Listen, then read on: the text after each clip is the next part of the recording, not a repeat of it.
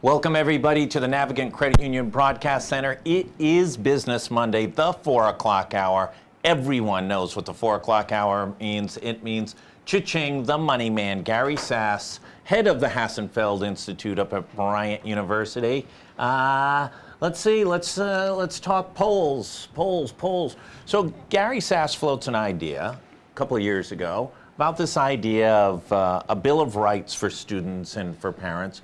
We talked about it, I think, 2 weeks ago, and it has 10 points, and it says, listen, you have a right to a clean school and a good teacher, and basic elements. And we revive it a few weeks ago, but then we throw it into the poll. John Della Volpe recently competed a poll for GoLocal, and the poll says, of all the ideas that we tested, Fane Tower, free college education, the Students' Parents' Bill of Rights was the number one most strongly supported, with 84% of Rhode Islanders, regardless of demographic, regardless of age, regardless if they had children or didn't have children, 84% of Rhode Islanders thought that that's a strong idea and should be implemented. What's your takeaway from having the best idea in Rhode Island right now?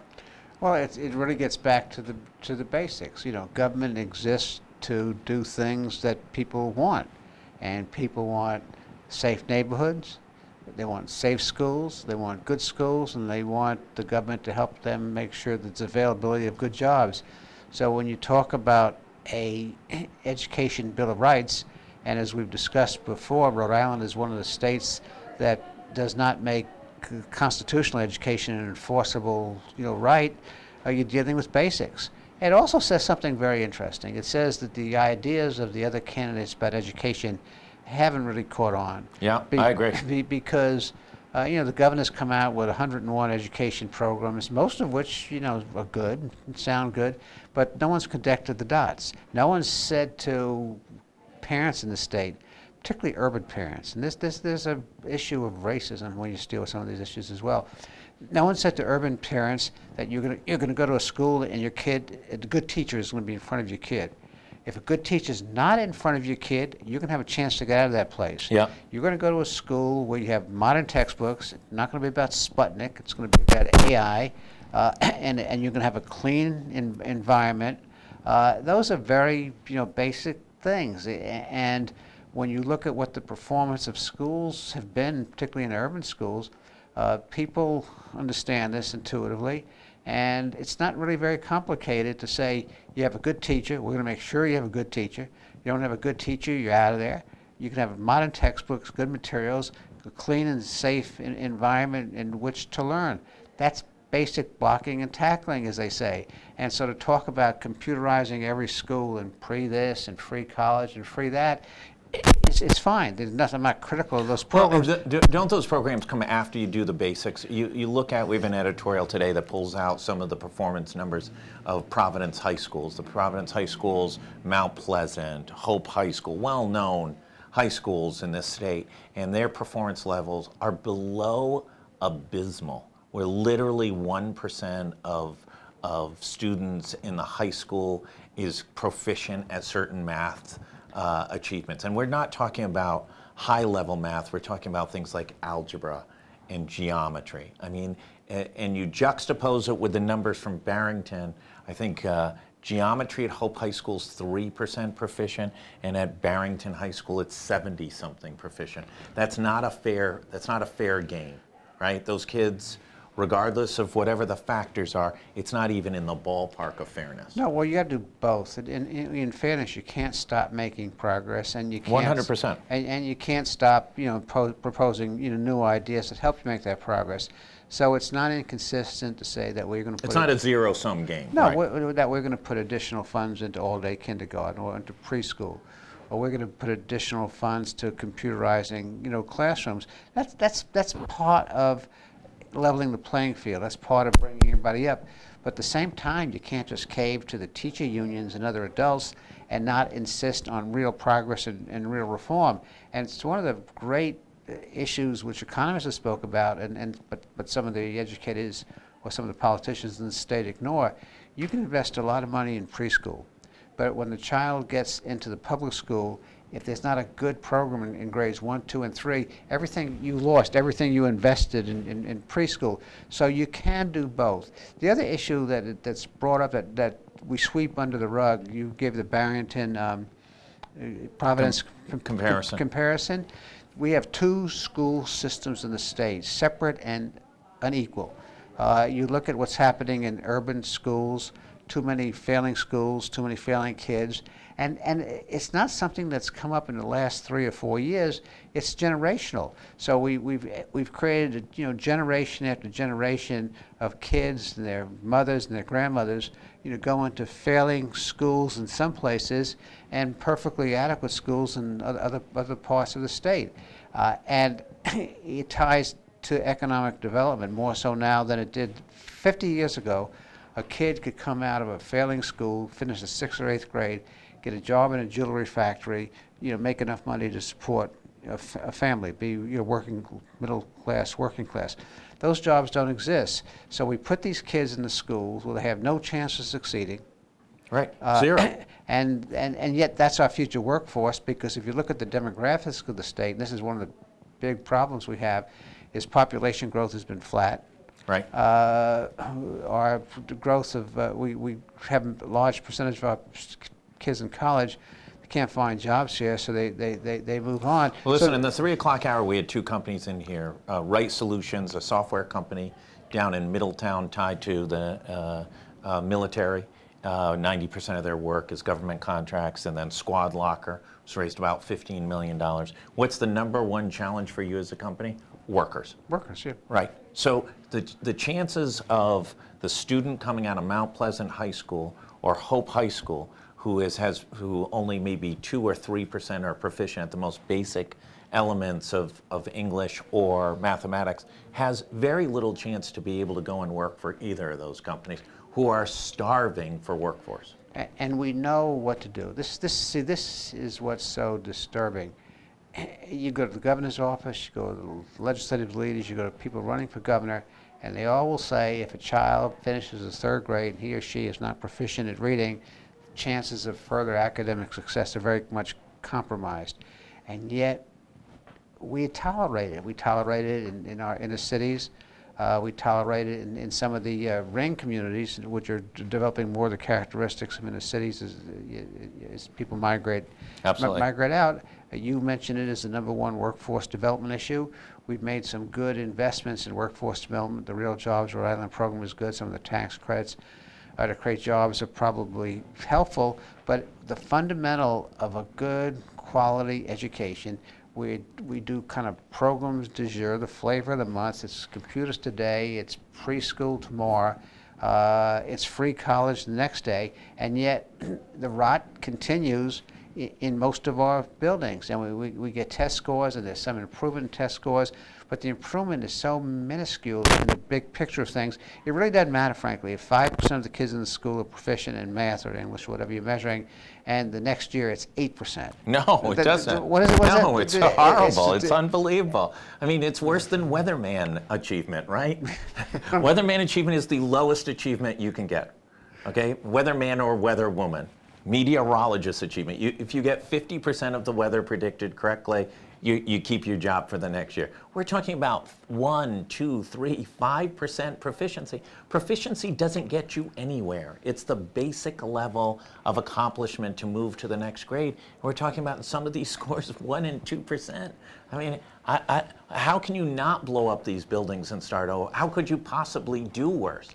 But you can't do worse. But I argue that if you put your guarantee where your mouth is, and if you go buy a car and the dealer says, I guarantee the car for 10,000 miles, and you blow a transmission 5,000 miles, the dealer's going to replace the transmission.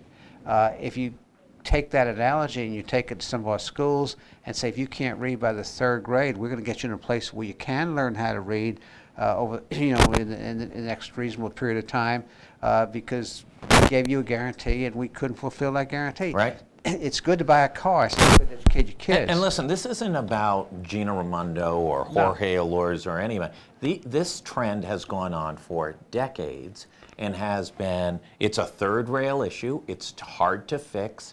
And I won't say who it is because it might have been in confidence. One political business leader said to me one day, he said, one of the problems of why we don't fix schools in the city of Providence is because none of the decision makers have actually sent their kids to Providence Public Schools. So the governor lives over on the east side. She doesn't send her kids to Providence Public Schools. Previous mayors haven't sent their kids to Providence Public Schools. Nobody that is is in the first position to actually go in and see what it's like and be amongst the so-called common people. Well, there's 22,000 kids in Providence schools, and the vast majority of them, for multiple generations, have no fighting chance coming out of those schools. I'd put it back on the legislature to this extent. We have been involved since 1981 in court cases, challenging the funding system, right. Challenging making education or access to an adequate education a constitutional right. And every time we've gone up there, we won with Judge Needham one time, and that was quickly overturned by the Supreme Court. But every other time we've gone up there, the courts have basically said, you've got the right problem, but the fix is with the legislature. And it is and from time to time, the legislature adopts a school aid formula. They do various things which are aimed to solve the problem, but they don't deal with it in a comprehensive way. And the best example was evaluation. We ran performance evaluation. We ran a commissioner out of the state who I thought was doing a good job. Deborah Gist, she was controversial and a little rough around the edges, wasn't perfect by any means, because people complained that their kids weren't doing well on the evaluation. Yeah, right. They should have been down on their knees saying, thank you, thanks for letting me know that my kid's not doing good on the evaluation, and how can he or she do good so when they finish the school they get a good job and they can develop professional skill. The other thing that makes the problem very different today is it's an economic issue. 60 or 70 years ago, it didn't matter that much because there were middle class, factory, blue collar, absolutely, jobs. Today, it's an economic death sentence because there are not enough of those jobs to go around. So we talk about workforce development. It's not retraining; it's training the kids in schools when they get out. They can do the technical work. They can go to a community college. They can go to a New England Tech. Spend 2 more years and get the prerequisite skills to become productive citizens, economically and socially in this state. And then we're seeing the outcome now. So we talked about a Bill of Rights, not because there's any magic in a Bill of Rights, but to draw attention to the fact that you're never going to get to that place unless you gave the community the tools to fight back. And that's why we need a Bill of Rights, so parents can fight for their kids. Does that require a constitutional amendment? Is that really the only way? No, that's not the only way. There's no, if I told you there was one silver bullet, I would be misrepresenting. But there's no question in my mind that if access to an adequate education was an enforceable right, you would create enough pressure, within the Department of Education, within local school committees, within the legislature, to try to stay out of that pot. Let's jump over to some other questions on the poll. Throw a couple out and see what your thoughts are. On the governor's race, it was pretty clear. Governors picked up a little bit of the undecided. Mayor Fung's dropped down a little bit from our June poll. They were tied at 33 then. The governors moved up to 40% after spending about $5 million on her campaign. And Mayor Fung has dropped down to 32%, just a minor loss of support. Joe Trillo has remained the same. He was at 17% in June. He's at 17% now. John Della Volpe, the pollster from Harvard, says, hey, listen, the governor's made some movement, but the data shows, and a lot of questions about this governor's race, that Mayor Fung has been unable to capture the voice of traditional Republican values of being tough on holding the line on taxes and spending and growing the economy. And he underperforms in those areas and thus is not as in a competitive situation, including the factor of Joe Trillo, which clearly takes mostly out of his side. Your thoughts? Well, I think it's difficult. Things are not that easy. I think there's kind of a confluence of problems, some caused by the campaign, some by the environment. Trump's a factor. The reality is that Trump is repugnant to many people in the state, independents, Republicans, and Democrats. I can go through a litany of things that the president's accomplished: tax cuts, regulatory reform, reshaping the court, isolating Iran, renegotiating NAFTA. Those are accomplishments, but they're so overshadowed by dividing kids from their parents. They're overshadowed by the rhetoric that comes out of the White House. They're overshadowed by him fighting with the Fed on interest rates. And so it's very hard for any Republican in the Northeast not to recognize they start from behind the curve. Charlie Baker.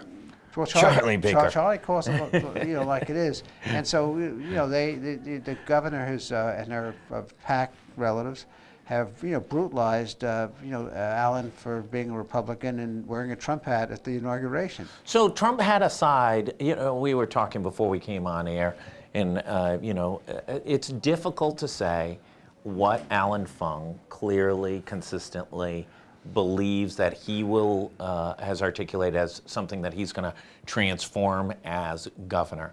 And isn't that the separation? I think, whether you like her policies or don't like her policies, I think we have a good understanding of what she's going to do in her second term. She wants to extend free college from CCRI to Rick and Uri.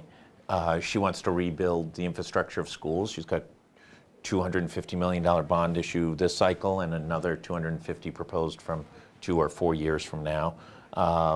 And she wants to continue her economic development strategy, who some agree with and disagree. There's certainly enough there to have healthy debates on.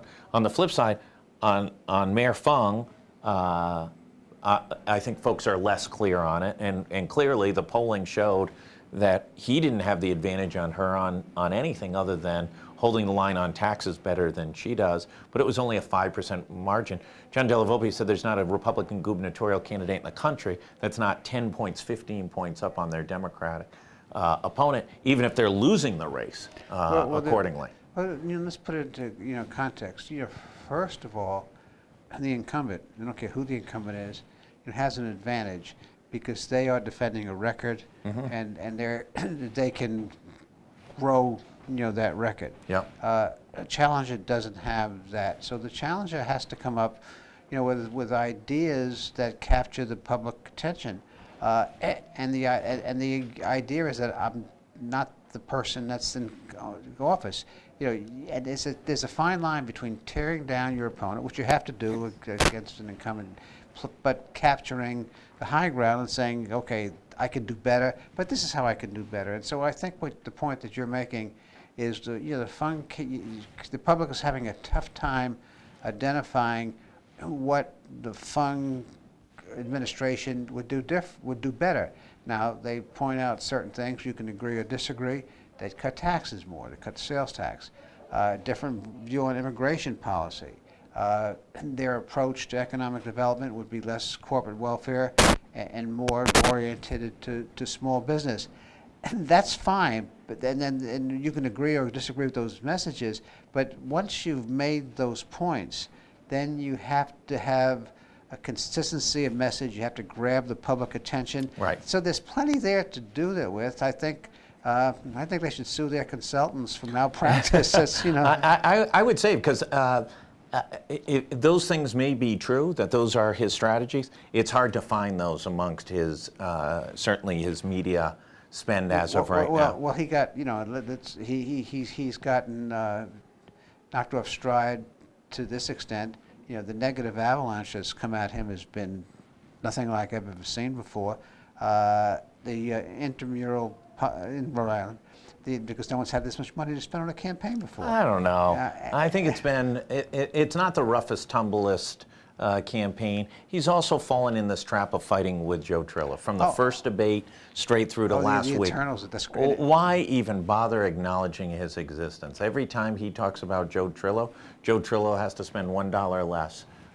It's all free, and it elevates Joe Trillo to take more votes away from Alan Fung. Well, the great President Ronald Reagan's 11th commandment was thou shalt not speak negatively of another fellow Republican. Right. Whether he's running as an independent, whether I like him or don't, it doesn't seem to do much good. And Lincoln's also said a house divided cannot stand. And those are kind of, basic lessons. So I can't explain that, but certainly when you're a minority party and there's a third person in the race, you're compromised. I don't care. If we were sitting in Idaho and a Democrat would be compromised by a third person in the race because that's such a ruby red state. We're just such a deep blue state that creates complications. The question then becomes, how well do you manage and handle those types of issues, and that's what can be questioned of how well that's been done.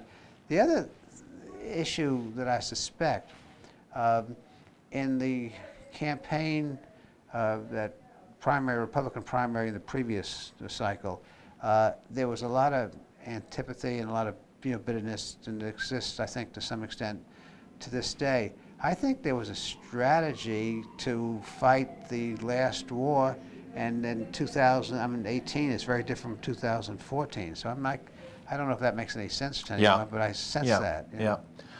Let's jump over. You've got some new things going on at Bryant. We've got a few more minutes. Talk about what your initiative is on helping kind of voters determine.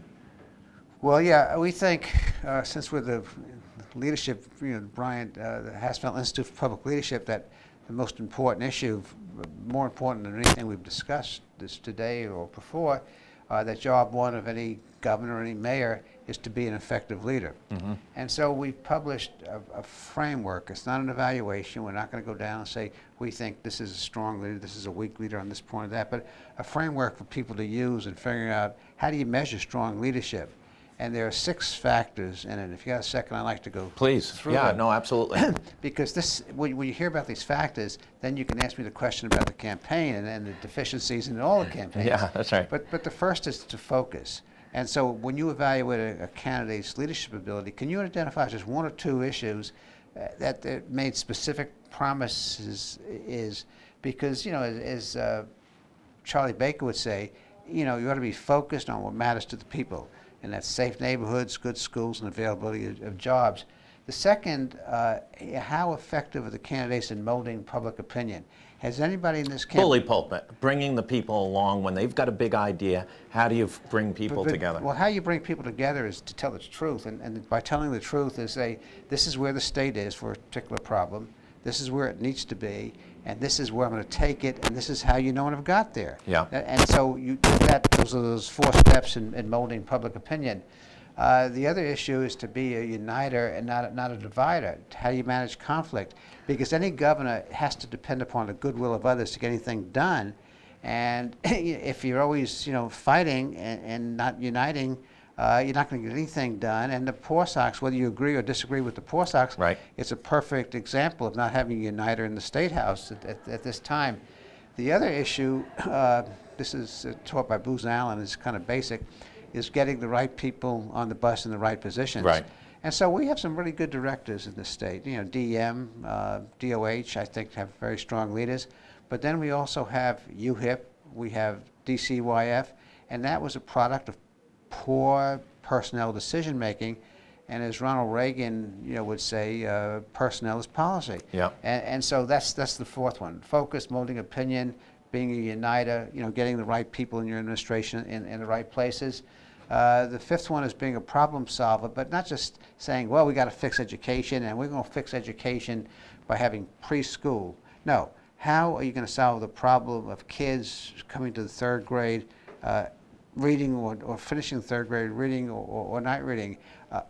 A activity might be preschool, but what are the metrics? What are the measurements? Tell me how you're going to solve the problem. Don't tell me the mechanics of how you solve the problem. How are you going to solve the problem? And then the last one is maintaining the highest ethical standards. And you can figure out one of the ways during a campaign that helps you evaluate a candidate's ethics is just look at their commercials. Listen to their commercials. Are they honest? Are they distorting facts? And so those are the 6 factors. Ethics, problem solving. Do you think they get the right people in the administration, the right places? Will they unite, not divide, recognizing that they can't do anything without somebody helping them? molding public opinion, where we're at, where we need to be, and then one or two things that you identify with the administration. I worked for a governor one time outside of Rhode Island, and he had a great saying. He said, I'm governor, and I can do any damn thing I want, but I can't do every damn thing I want. Yeah, right. And if you run a campaign that you could do everything, you could do nothing. Well, both of us had interaction with Governor Bruce Sunderland. Bruce Sunderland was probably the most disciplined governor of identifying what his priorities were and pretty much ignoring those things that were not his priority. And if he was going to build an airport, he was going to build an airport. If he was going to build a convention center, he was going to build a convention center. If he was going to fix state hiring and the budget, that was it. By the way, anything after those priorities didn't get a lot of attention in his bandwidth. It might have senior staff might have taken on some of those issues from time to time, but he was about doing those things. And in his first 2 years, he did those things. Well, Bruce used to have a great saying when you work for him. He said, if the Russians were in South Attleboro, you'd get something done. But that was... It's absolutely true. I heard it once. I've heard it 5,000 times. Viewers, readers tomorrow who want to learn more about this, what can they do? Where do they go? We'll put the link in. Okay, they can go to hassenfeld@bryan.edu. We'll put all those connections in, and they can download. They can download this guy. Yep. There's a little form, made simple, a kind of framework form to score each of the candidates on what you think their leadership capabilities are. And it's about leadership. It's job one. It's a job one. I want to thank everybody. We're going to take about a 20-second break. We'll be back with Saul Kaplan from Business Innovation Factory. We're going to be talking at least part of the discussion about Sears Roebuck, who went bankrupt today. Thanks to Gary Sass. We'll be back in the Navigant Credit Union in about 30 seconds. Thanks so much.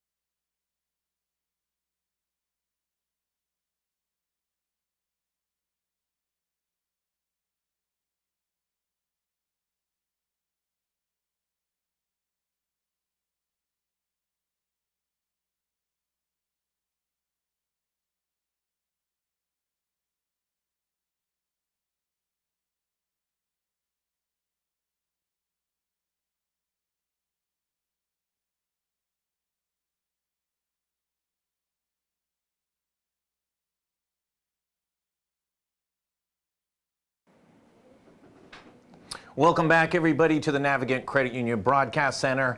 It is Business Monday. It's actually clearing up outside. I think Saul Kaplan brought a little sunshine from the Business Innovation Factory. Let's talk about the height of innovation, the cutting edge, where the world's going, the future of business in America. Sears Roebuck and Company is not off to a good start this week, declaring bankruptcy this morning and filing papers overnight in federal court.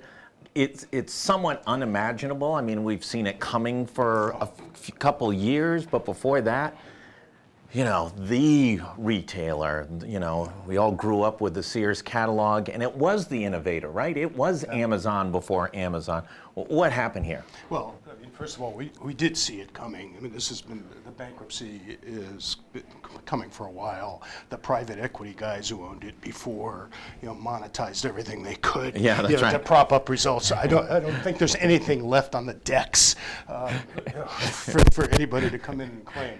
But you're absolutely right. Sears, they pioneered retail, right? They were the retailer. They created enormous value by getting access to goods, to people all throughout the country, not just in the big cities. Right. But as people were moving west in this country, they were the innovator. I mean, it's not unlike Sam Slater coming here to Rhode Island and setting up his mill, right? When you're the innovator, right, the biggest challenge you have is how do you disrupt yourself? How do you continue to innovate instead of getting stuck in the model that made you great in the first place? Because the more focused you are on what brought you to the dance, the more likely you are to be disrupted by somebody else. Now, in Sears' case, it took a long time for this to happen. It's affected every retailer on the planet. We can talk about Nordstrom here at Providence Place Mall, but Sears was the poster child of the innovation in retail for so long. We all remember it. Some of us are even old enough to remember the catalog. Yeah, when the catalog came, it was a big deal, right? Yeah. What I didn't realize, because was when it, for decades, it set fashion in America. Oh my goodness, absolutely. I just knew it from being a kid in the toy section, but it set American fashion. What was in the men's and women's sections in apparel decided what people wanted to aspire to look like, This as was much cultural. as Vogue magazine. This is part of the fabric of America. This was our culture. You could buy a house, you could buy a car. That's right. Families sat around with that catalog and circled, what they wanted, what they absolutely. hoped for. It was the internet before the internet. It was. Yeah. No, it absolutely was. So if you control all that, right, and you've got this 100 million, I don't know what the distribution was, 60, 100 million catalogs to every household, how do you lose it? How do you miss? Well, you lose it because you don't create the conditions to try more stuff, to try something different. Everybody sees innovation through the lens of the way it works today. Right. This is Sears, this is what a store does, this is how we measure the performance of every store, of performance in the region, how stuff moves through the shelves. Like, all the performance metrics are tied to the way the existing model works, and that's true. That was true of retail, that's true at Sears. And so everybody wants to innovate, but only if it helps run the business better today. Nobody wants to innovate to say, maybe there's an entire different way to solve the customer's problem, right? They had all their capital tied up in bricks and mortar. The real estate was some of the most valuable absolutely. In the corporation, much more than the ongoing enterprise was for a very long time. So the short version of this story is the innovator's job is never done. No matter how good you are, no matter how strong you are, you better be thinking about what's next, including what's next that could disrupt the way it works today, and you have to get ready for that. Easier to say, than it is to do, but now we live in this world where there are disruptors everywhere waiting to take out existing business models, and so you better be doing R&D for new business models. Everyone talks about R&D for new products, new services. Let's take technology and help us run our business better today, run our hospital better, run our school better. But what if that same technology could completely change the end user, the customer experience? And a different model, might be the way to help that customer, and yet we don't touch it because it's not what we do. So let me ask you a question. About, I'm going to say 15 years ago, a well-known brand hit rock bottom. I think it was on the verge of bankruptcy. It had to go to its direct competitor for a cash infusion. And now it's the first trillion-dollar value company, right? Apple literally was at death's door and had to go to Microsoft to get a cash infusion to keep alive. It was only 15 years ago. It's now the first trillion-dollar company in the world. Is Sears dead, gone, buried, or can something like that? Because what Sears does have, whether the brand is a dead brand or not a dead brand, it's a known brand. There's not too many Americans that don't know what Sears is, and a lot of people have some fond recognition of it. It's Craftsman Tools, or what was it, Kenmore, right. Kenmore Appliances. Socket wrenches, we all had those. Absolutely. Still do have them. And you got them for Father's Day, or you gave them for Father's Day, or whatever it was. But it had some unique attributes to it. Is it dead, gone, buried, or can it be rejuvenated? Well, I'm sure that You've consulted for a lot of companies. Who's the deadest? You don't have to name them. Who's the deadest, and who's come back to life? Well, the assets always find their way to whatever the use is if they're priced right. Right. You know, so the vultures come in. Yeah, that's You know, right. They want to get at the assets. I think Sears and Kmart, I also own Kmart. I think it's way too late for them. The time that you need to reinvent yourself is before I used to use the analogy, before the plane is nose diving into the Kmart parking So they are lot. now Anderson Little-esque, right? So I don't think you're going to save it. That doesn't mean that there aren't assets there that aren't going to find their way to reuse, in the marketplace, configured in a different way. But I think this is too far gone. Now Apple, on the other hand, pretty interesting story, right? Steve Jobs, he was amazing at reinvention. He was beautiful at saying, okay, today we sell our computers through retailers like Sears, right? CompUSA, that's where we used to go to get the And their early- big market was schools. Remember Right. that? That was No, the John absolutely. Scully play. But Schools. But what Steve Jobs did is he said, you focus on today's business model, and keep it going, right? I'm going to come over here with another team, and we're going to explore a different way to do this. And so he disrupted Apple and himself over and over and over again, which is what the art of innovation is about. The ability to do two things simultaneously. Keep strengthening the way it works today while exploring and testing entire new ways to delight customers. And when that new way to delight customers looks like it's scalable, Right. then you start scaling it, and figuring out how to harvest the core. Right. But most leaders are all in on the core and protecting and trying to get regulations passed to try to lean against or slow down the inevitable disruption. I just think we live in a time now where this happens faster and faster. And so unless you're exploring entire new business models while you're still driving, the existing one, you're going to fail. And they didn't teach us how to do this in business school. Most of these CEOs only know how to strengthen today's business model, and incrementally improve it. They do not know how to create an entire new business model like an Uber, or an Airbnb, or what Amazon is doing and running away with it, in the retail sector. So no Apple recovery for Sears. You're crossing that off the list. It's hard to see. While you were away on vacation, we were working hard last Monday morning at 6:30 in the morning. Jeff Grabowski tweets out his deal, and Deepwater Wind is acquired by a Danish company. I believe it was $510 million. And it was U.S. dollars. There was some reports from Jeff and some text back and forth that it might have been in cod, originally negotiated in cod fish. But $510 million. Here's a Rhode Island startup. It's about a 10-year overnight success. Jumped through 1 million hurdles to become the first offshore wind project in America. What does it say about innovation in Rhode Island?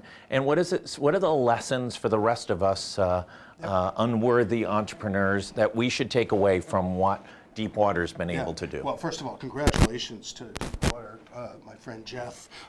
It's personal for me. It goes way back. He was working in the governor's office. Right. I was running economic development, and the governor was very high on wind energy, and we all got excited about this vision of why can't Rhode Island be the first place in the country to have offshore wind. Right. Right. And we put in place the mechanisms, right, to go select early partners that Deepwater ultimately won. Right. Right. We put in place as a state, very, very innovative, the conditions to accelerate the regulatory process. And by the way, Actually, this was no slam dunk. That, Yeah. Oh that my company, goodness. Deepwater, was dead 4, 5, 6 times. Yeah. We launched in 2010. They were a few years old then. I think we, raised real questions early on as to Absolutely. whether or not A, this company was serious. B, whether or not it could hit all the regulatory. And the only marker against it was the Cape Wind project off Cape Right. Cod, which hit every obstacle and every opposition, and Ted Kennedy and other powerful interests who put up every roadblock possible and ultimately sunk hundreds of millions of Well, dollars that's what investment. happens. That's the normal response to every innovation. Right. Right. And resiliency and the ability to answer these questions and to work through these processes Right. Is what defines the winners. Right. And so literally they put together, the state, Rhode Island, put together a regulatory framework to zone, if you will, right, the offshore area.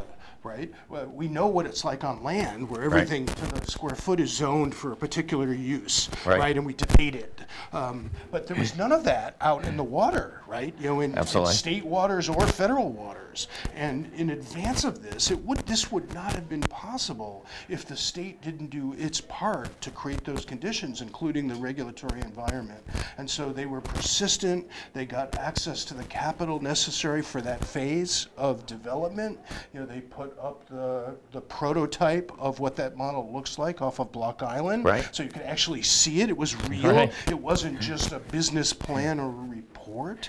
And it worked. They connected it, to the mainland. They had an agreement, to be able to purchase the power, the output of this. And so congratulations to Deepwater Wind. Now here's what's happened, right? The folks in Northern Europe, right? The Scandinavian countries Want to be right? it. They were way ahead of us, Right. right? They have the conditions, the incredible wind off the coast there. They were early in offshore wind and built huge enterprises there. And North America and the American coast was late to the game.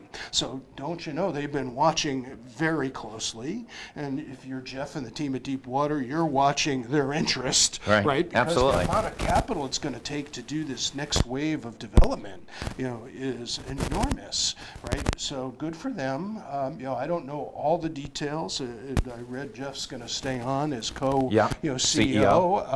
I don't know how long that is and who they're sending over from Northern Europe here. But I hope Rhode Island, keeps a seat at the table. Continues to enjoy some employment, out of this, because as they scale, there's going to be opportunities for jobs, and these are good jobs. Yeah, absolutely. There's So- engineering jobs, there's manufacturing jobs, Yeah. there's logistic Yeah. jobs. These are big Yeah. projects, Yeah. very and complex. and the lead time to do this, not just for Jeff and the team, Right. for the state. Yeah. I mean, I look at this now, and remember, It's a decade. But I remember sitting in the rooms, right, trying to make sure that the process was there, to Thank be able God to you move didn't this screw it up. idea. I mean, Well, not only did you- despite us, Did- despite us, they were successful. Not only did you help it, you didn't screw it up. And that's half the battle, right? Let's see. Some other news today that came out is that scooters are back in San Francisco. San Francisco had cracked the whip on the Yep. class of scooters that had popped up over the past year. 2 companies won agreements with the municipality. Bird scooters are not one of the scooters. 2 other okay. scooter Yes, companies. Once there was a regulatory structure here in Providence, the bird scooters were picked up overnight and have yet to be seen back here in the capital city. Now we do have new bikes. So new bikes seem a little bit better behaved, maybe not as innovation driven. What's the trade-off here? What's the lesson? Well, I don't know. Did government's regulatory hand crush the innovation of bird scooter here in Providence? And we went back to the known, everybody can borrow a bike. Well, bird scooters, thought they were going to just kind of waltz in here with their scooters. Well, they did waltz in. Yeah, and I think they realized that they better have some existing relationships and better have some alignment and local support, if this thing is going to take hold. So Jump, this is the entity that is now owned by Uber, right? So there's lots of capital behind it, has come in here with relationships, right? And a business arrangement that I'm assuming is good for the city. Yep. And so they got support, unlike what the bird scooters got. I think it's really interesting, and I do think it's innovative. It's a completely different business model. These bright red Jump scooters, you can't miss them. Nope. I mean, they're like commercials everywhere you go. Not to mention that they've sold commercials, on the bike. Right, sponsorships. So someone's thought about all the different ways and different revenue streams, and different partnerships that come from this. And from a consumer standpoint, I think we'll see what happens when people are done experimenting with it. But right now, it seems like everywhere I go in the city, there are now Jump bicycles everywhere, and people riding them that I wouldn't have expected. Riding a bicycle around the city. That's right. The demographic, when you look visually, at least, you can only, is very diverse. A young, old, blue collar, white collar, nice. Student, and unlike those scooters, where I don't think Grandma was going to get on one of those scooters. No, Grandma almost got run over a few times, but no, the bird scooter had a young male demo. Right. And the Jump bikes seem to have a much more diverse strategy. We'll see where it goes. I mean, there'll be, excuse the pun, bumps in the road, for sure. Especially in this city, accidents. There's potholes everywhere. Of course. Right. So we'll see. And again, it comes back to resiliency and staying power. It's nice that they have some capital, behind them. And I always like to see how Providence and how Rhode Island plays, given the scale. Again, this is not New York or Boston, right? So the economics at the scale that we operate on have to be favorable to all parties, right? And so I'm assuming they have a decent starting model, but it's probably not the model they'll end up with. Let's see how it evolves. Let's talk Fane Tower for a second. We went up and saw one of Fane's towers in Toronto. Okay. And it was attractive, neat, upscale, and remarkably unremarkable in the city of Toronto, as there's about 500 towers of that size or larger. So it wasn't an isolated tower. It joined other towers of that size? Yeah, so actually at one point somebody built the first one, right? Yeah, you think. But it was 47 stories. It was the fourth tallest on that city block. Okay. Fourth tallest on that city block. Yep. It's about roughly a little shorter in height, about the same number of stories as what's being proposed in Providence. Toronto, for a number of reasons, some of it environmental, is building up. Try and get more density, try and pack more people into the urban metro area. It's a city on fire. They're taking down 10-story buildings and replacing them with 50-story buildings. In the John Della Volpe poll, the numbers remain the same from June, upside down about 10 percentage points. Is this, it's so out of scale, or is it we're just so unwilling to try something new that we can't start with the first one? Yeah. My first reaction. And do disclose, you are an East Sider, which then clouds everything, right? If it's not made out of brick, you're opposed to it. I resemble that. Right. What's your office in? Yeah. What's the exterior material of your office building? The old mill building? Yeah. Is that brick? Yeah. And then your home? Yeah. Is that brick? Yeah. Okay. Yeah. Okay. That is true. Okay. Now, having said that, unveil the bias. Now that you've discredited me before I get to answer the question, I think it's probably some parts of both of the things you say, but somebody does have to go first, and we have to be willing to allow a pioneer, to come in, even if it makes us a little uncomfortable, because we need more capital, we need big, bold ideas, and we need to start changing the psychology around here, where we have 8,000 ways to kill anything that's interesting That's right. or different, or new. It's always hard for the first tower, right, to come in, right, because you can't find 3 or 4 other ones, there to compare it to, so somebody has to go first. So my first instinct is, we've kind of, we're trying to kill this thing before we even really, have a thorough civic conversation about it. Now, I know that there are people that have legitimate reasons for why that particular site, may or may not be the best site. So I don't want to go all in on it's just wrong to block it, right? And I do think a healthy conversation locally. What I look for is, are we having a real dialogue?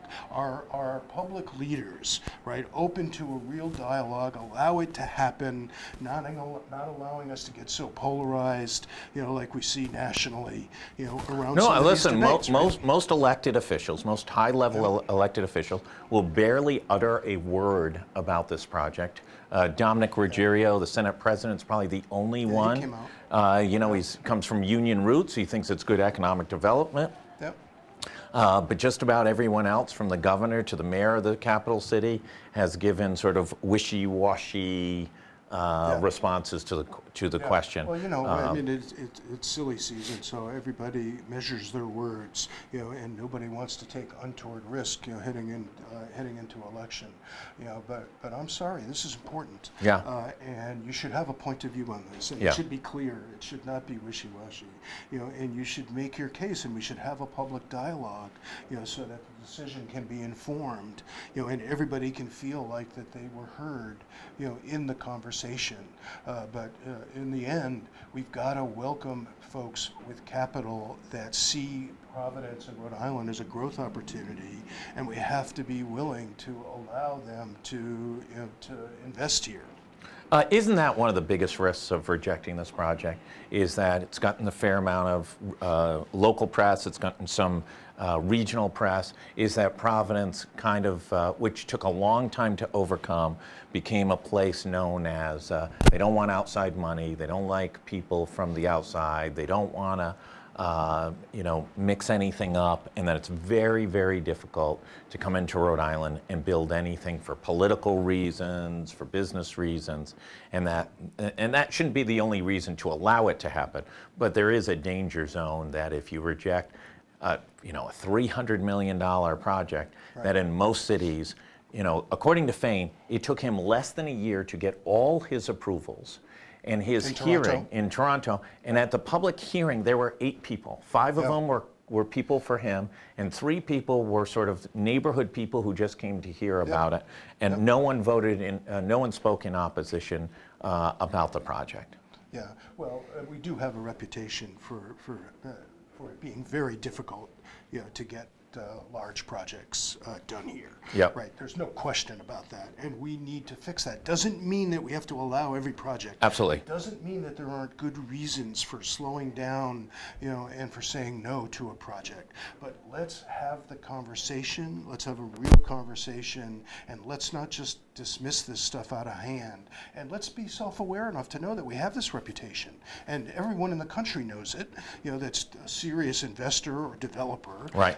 And they do the math before they decide whether they're going to come here or not. Right. So we should be much more transparent about that this is our history, and this is what we're trying to do about it, and then go through the process. And okay, you make a tactical decision on each individual development, but it does seem like a lot of this stuff is dead before we ever have the first conversation. I do love some of the people who may not be exactly real estate or development experts saying this project is not economically viable. Like, my job as a procurer of a antique store allows me to know the insights of the financial viability of the residential and economic viability is a relative term. That's right. It's like as we were talking about Sears, every asset has a use. The question is, how much money do you have in the asset? What kind of return are you expecting? And are you just do not want to admit that you made a mistake, in the asset. And so you have to reprice some of these assets, I think. And we have to be honest about what the price is here in Rhode Island and what the price is here in Providence and what the market will bear. And when it comes to real estate development, you can't subsidize your way, to being like Boston, or New York. It's just not going to happen. But also right? the market dictates. We does. both live on the east side. We've seen housing prices almost double in the last few, since the That's great, true. and none of us would have anticipated that. Last 2 years, 40% increases in certain single-family home prices that you would never have imagined. So the market sort of figures it out. It always does. Yes, and the first developer may go out of business, just like they did over at Water Place. And those are about as successful project as there is. Right. Let's go to your piece that you wrote this past week. Super interesting. Thank you. Let's talk about it a little bit. What was your thought process in putting together that opinion piece? Well, the piece I wrote was about an initiative that we just launched at BIF with some other collaborators, called Personalized Medicine by Design. I grew up in the healthcare industry. I've watched every aspect of healthcare, medical products, medical devices, healthcare delivery. I've worked in government on the payer side, and we have a healthcare system. It works awfully hard. It's got really great people working in it, but it was a system that was designed, for a different era. It's not capable of using technologies in the way you and I talk about it as a way to change the customer experience. It sees technology through the lens of its own institution. I don't care whether it's a hospital, a doctor's office, an insurance company, or the state itself. It's absolutely We need to reimagine this. I've been watching personalized medicine, the new technologies that are evolving, things like the ability to map our own genome. You want to talk about big data, right? And privacy issues. Never mind what you click like on Facebook. Imagine a day when it's free to get your own genome mapped and stored. What's the business model that's going to be wrapped around that? Are we going to sign away permission, for that? Take all of the information in the healthcare system today. It's our information. It's our health and well-being, and yet it's controlled by institutions who claim that they have our best interest at heart. I think it's time to reimagine healthcare for individuals and families. I think it's time to use technologies and tools, to be able to create a model and a system that was designed for us as consumers. So we've launched a project. We're going to start with an exploration around the country to really shift our lens to see the opportunity through the lens of individuals and families, and then we're going to design a new model, and we're going to leverage the BIF methodology. We're going to prototype it in the real world. So we're going to look for partners that want to work with us, and you can tell I'm a little excited about doing this. For me, it's coming back full circle. Let's leverage everything I've learned how to do in the last 14 years at BIF, but let's put it to work directly in a project that could transform healthcare on behalf of families. And so here we go. And just in the week since we've launched it, the interest is amazing. There's some, I think there's almost 70 people that have signed up to participate, individuals from around the country and the world. So is it electronic health record times three-dimensional but all-inclusive? So it takes the data that may exist or may not exist in an electronic world, but also then sort of ties in all the apps we know of proper behavior and sort of creates it into, is it to that point of holistic in which I can literally enter into this data sphere about me and my children and my wife and be able to really plan out what we should be doing, what we should be eating, where we should get health care, who the best experts are. You should be able to manage your own health and well-being future for you and your family, and you should have access to your own information. You should be able to use artificial intelligence and Internet of Things and all these new blockchain to make sure it's secure and that you can trust it, and it should be designed for you and your family. Most of it has been designed for the institutions 100%. and for the professionals. And not that there's anything wrong with them having access to it, but wait a minute, it's our information. That's right. And so I don't think we have to invent anything new to do what I'm talking about. The technology is now at a place where we can use it. I think we just have to reimagine the model and the system, and rather than think about and get into this pointing fingers at what's wrong with the system and trying to worry about how it works nationally for everybody, you know our approach at BIF is start small, right? Take a small number of families, figure out what that model might look like, actually do it, prototype it in the real world, and then when we have it, I'll be back on your air. We'll talk about what we learned, and then we'll be off to the races to say, let's scale this. And then you'll sell it to the Danish for $510 million. Maybe, we'll see. I'm purposely going into this saying, you know, maybe there's a company that gets established, but we're going to run the exploration as an open source, right. Have free and transparent information for anybody who wants to see it. That's right. And then any of us could start a company, you know, create a platform, create a nonprofit. I don't know what form it's going to take yet, and I'm purposely like trying to avoid jumping to the answer. Right. I want to do the exploration first. So that's what we're going to do. Thanks, guys. I want to thank you and for all the insights. We're going to take a break. Usually we end right now, but we have a special guest into town from Huffington Post who's going to chat about what's going on in D.C., what's going on in politics in town because of Rhode Island College's initiative.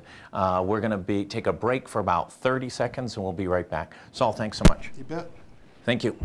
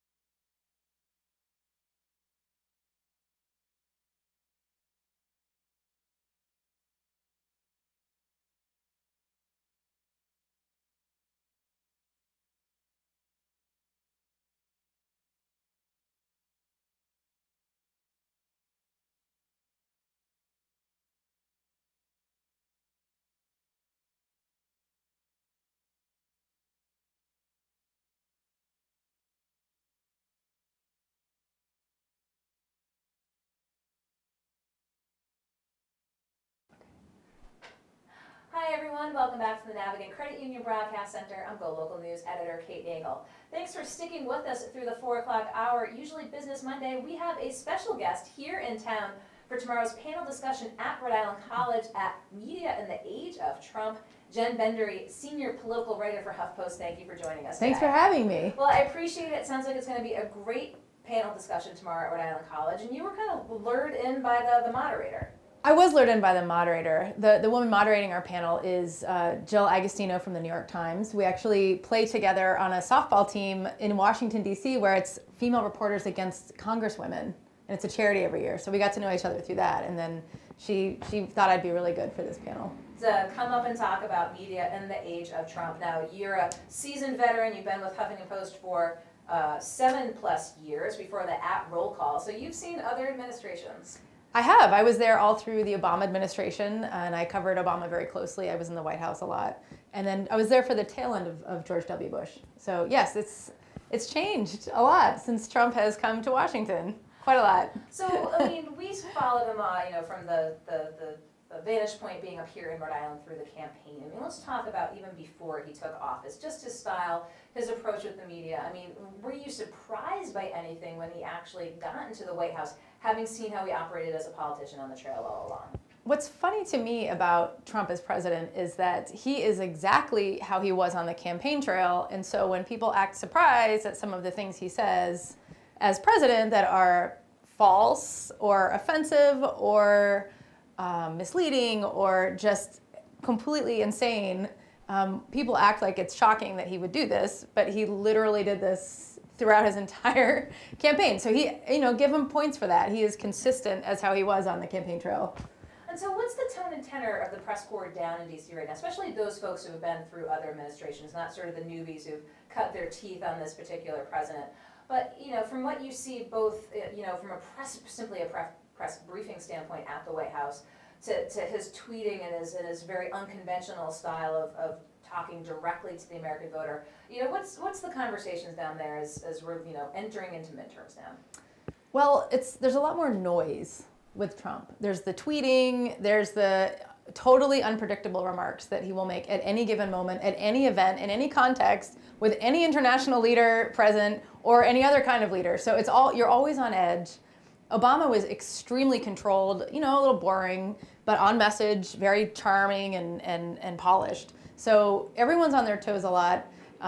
You have to always be on watch for lies because there's so many untrue things that just get thrown out and then moved along from. So it's exhausting and you have to be paying a lot of attention. And I think that for me, the single most important thing I've learned is to tune out the things that don't matter, because there's so many things happening right now that don't matter that Trump, I think, tries to make matter. For example, Kanye West sitting in the Oval Office last week just saying a bunch of crazy talk that made a lot of news for the day, but that should not be making a lot of news because there's real stuff going on in the world that is more important than that. And as I've mentioned to you, I have the opportunity to catch up with Jen Lawless down at UVA Weekly, and we just talk about that politics of distraction. Yes. Do you think that it's premeditated on the part of the president when he doesn't maybe like where something's going and sort of the national discussion, that he is trying to change it on a dime? I think it's premeditated to a point because I don't think that he knows any differently. I think he is a pro at changing the subject to whatever he wants to talk about, and it's usually himself, and it's usually how great he is or how great what he's doing is or how everything's wonderful because of him. And so that's just how he operates. And I think that there's some questions about his mental health, and I mean that seriously. Like there's some narcissistic personality disorder things going on here. And so I think he's just wired to redirect attention to himself and to things about him being a positive effect on everything around him. One of the things that came out of the Leslie Stahl interview this week that I just got a little snippet of today. Did you see the picture that hangs up in the Yes, I did. House? Yes, I did. He's a cult of personality, to say the very least. And as we're approaching the midterms, you're following races around the country. So I know the focus tomorrow at the Rhode Island College panel is media in the age of Trump, but it's really everyone's focused on the midterms right now. So talk with us from your vantage point at HuffPost, what these next few weeks we'll be seeing from Jen Bendery at HuffPost. Well, thank you for the personal attention on me. I mean, I'm juggling a lot of races right now that I'm interested in. I mean, I'm covering a governor's race in Idaho, which sounds like, why would anyone cover that? But there's a very interesting Democratic candidate right now who has a small chance of winning, but is a fascinating candidate. So there's one, but mostly I think a lot of us are focused on the House itself and the Senate itself, and are they going to flip to being Democratic? And I think the conventional wisdom right now is that we're all watching individual House races to see just how blue the House is going to flip. I mean, I'm willing to throw down $20, to bet on this. I mean, the House is going to flip Democratic. The Senate, there's a lot of speculation on that. My gut tells me it won't, but That's what a lot of us are piecing together literally hundreds of races around the country to put together into this fixed image of what Congress will look like next year. And I'm betting Democratic House, Republican Senate. You heard it here first. That's my guess. You've got the $20 on it. I mean, your focus all along has been, the last couple of months looking at the midterms. But I mean, how much oxygen did Brett Kavanaugh take up this sort of last month?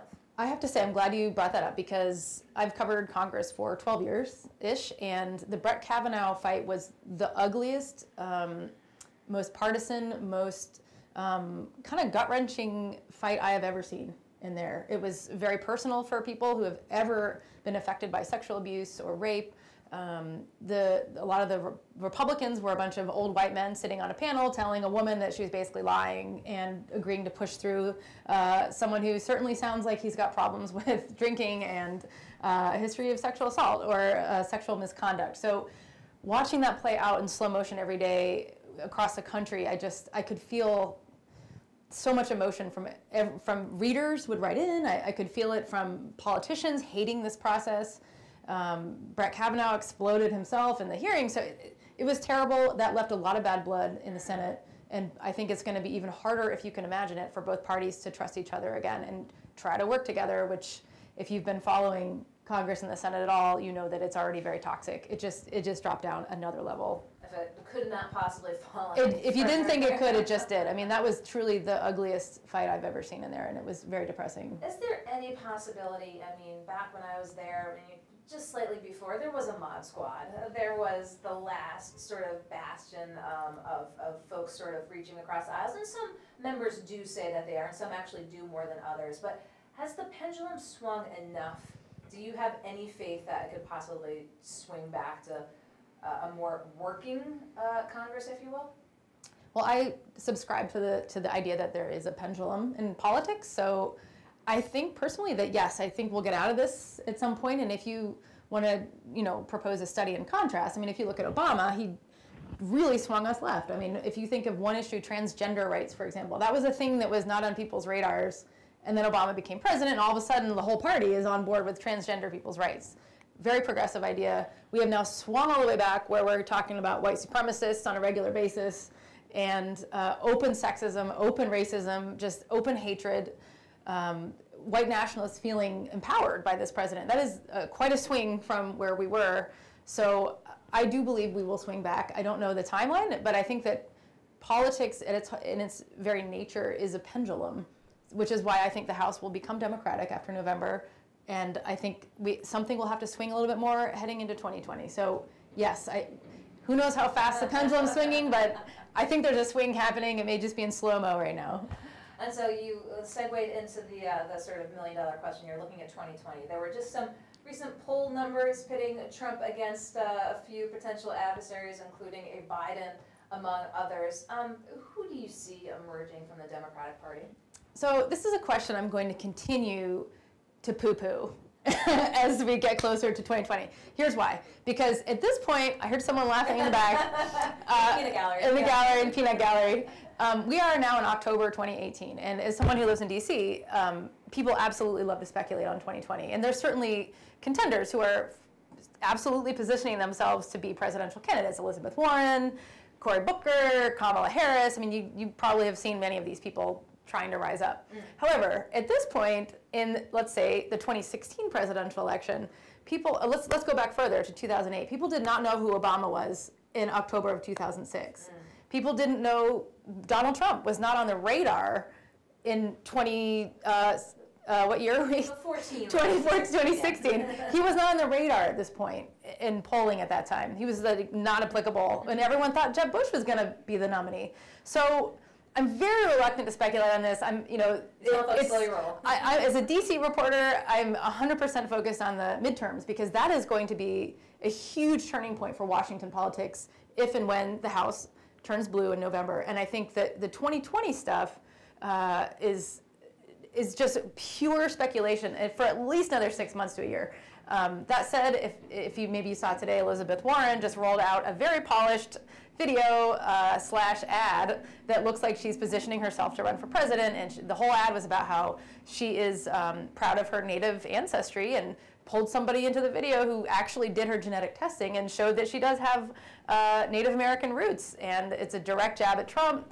And he promised at a rally once that he would pay $1 million if she could prove she had any Native ancestry, and she just did. So it looks like Trump will have to pay Elizabeth Warren $1 million. Was that his line? Was it directly to her? I believe I don't know what he said, but I know that Elizabeth Warren's response in her video was, so since I'm correct, I would like you to donate your $1 million to an Indigenous women's, I think like a Indigenous women's like battered or domestic abuse center. I would like you to donate all that money to them. Interesting. Or at least an Indigenous women themed affiliated group. So that's her hope for $1 million. I don't think she's going to get it though. So much going on in DC politics. We're lucky to have you here in studio before the panel discussion at Rhode Island College tomorrow on Tuesday. So if you're watching now, we'll be sure to put some links up if you're interested in the panel. I believe it's tomorrow afternoon, 3 p.m.? I think it's 2 to 4. 2 to 4 at Rhode Island College with a number of other panelists as well, talking about covering Trump in America. Before I let you go, just to go back to the panel discussion at hand, there's being in the press, watching sort of what's transpiring in D.C. Talk with us a little bit just about that thought of when he goes on the attack against the press and says, I'm looking to shut these particular publications down. What's the response to that? Not just from a press standpoint, from an American public. I mean, there's certainly folks who probably agree with the president on a number of issues, and then say, well, he must then be right about the New York Times slant or the Washington Post slant. Yeah, they should shut them down. Is it a slippery slope right now? Well, it's actually kind of scary, because when you have the United States president egging on the masses to treat the media as, and these are his words, the enemy of the people or enemy of the country, that's really dangerous. And there's a lot more hyped up rhetoric that is very angry and violent, and it's directed toward the press. I personally know reporters who have been at Trump campaign rallies, or now President Trump's rallies, where they're in the press pen, and there's people at these rallies who will go to the press pen and like throw objects at them, get in their face, push them, threaten to hurt them, and this did not happen before. And that's like physically threatening now. I mean, that's really scary. So it is extremely dangerous. And the problem too is that the more he does it, the more people just accept that it's normal. And when a newspaper, for example, makes a mistake, which happens, and then they go to correct it, there's this mentality that, oh, Trump was right. They're wrong. They're all liars. It's fake news and enemy of the people. But that's not how it works. I mean, obviously, when you're in the press, you do your very best to get the facts straight. And if you make a mistake, you run a correction, and it's very transparent. Trump will take that and turn it into something to underline his message that all media is the enemy and lying. And of course, he lies all the time, and we fact check him, and there's no comment from him when we fact check him. And I'm talking like literally thousands of lies have been documented by him. New York Times has a running list. So it's a dangerous place to be as a free press. And I get a lot more hate mail personally saying, I'm the enemy, and it's just the new reality right now. And we just have to do our best to keep our heads down and present the facts and push back on him every single time that he's lying or just straight up misleading people for his own gain. Well, I'm sure you're going to have a few stories to tell folks tomorrow, like here in the studio today at Rhode Island College, again, for the panel discussion on media in the era of Trump. But Jen Bendery with HuffPost, thank you so much for coming in. Thanks for having me. Glad we could bring you this end of the show segment here in the Navigant Credit Union Broadcast Center. And of course, we'll be back here tomorrow on Tuesday, back starting at 3 p.m. Be sure to read GoLocalProb.com and catch us on Facebook. In the meantime, we look forward to seeing you here tomorrow. I'm GoLocal News Editor Kate Nagel.